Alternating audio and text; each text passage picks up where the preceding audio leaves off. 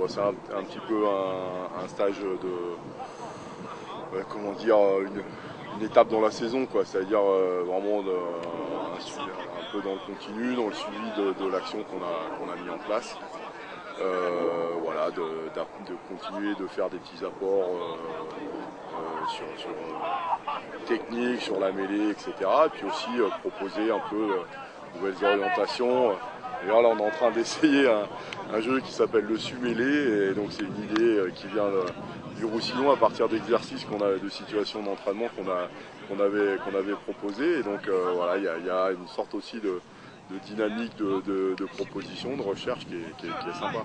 J'utilise un peu ces stages pour avoir les retours sur le travail qui est fait localement auprès des clubs, dans les comités, sur l'activité de l'académie des premières lignes, pour faire aussi le point sur un peu la perception de leur part des règles, un ensemble un peu de ce qui concerne la mêlée. Et donc ça c'est bien parce que ça me permet moi de réguler en fait l'action.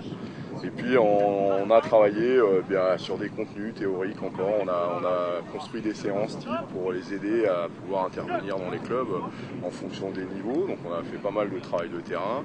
On a travaillé ensuite sur des apports un peu techniques sur des situations comme le plaquage, le lift, les rucks.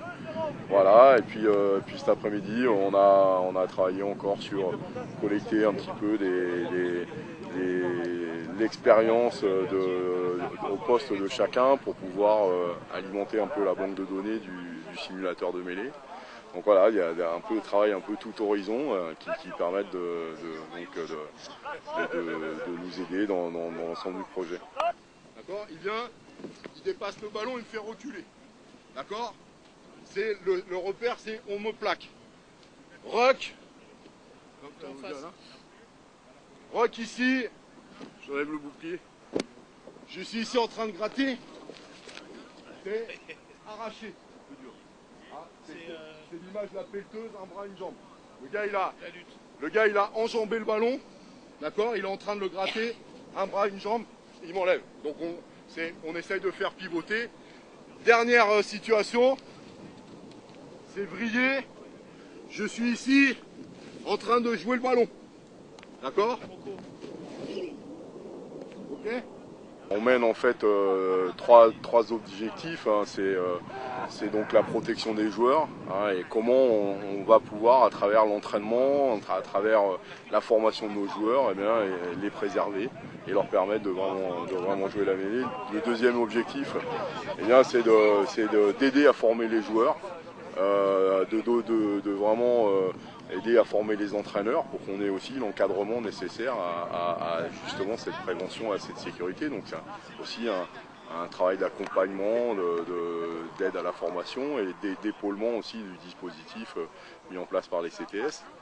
Et puis le troisième objectif, c'est de faire la promotion de la mêlée, faire la promotion de cette partie du jeu, de la spécificité un peu des joueurs, et puis de montrer qu'on peut vraiment y prendre plaisir, s'amuser à jouer à la mêlée, et c'est ça qui est important. Et on avait des gens de profils très variés, pas toujours avec de fortes compétences en termes d'entraînement ou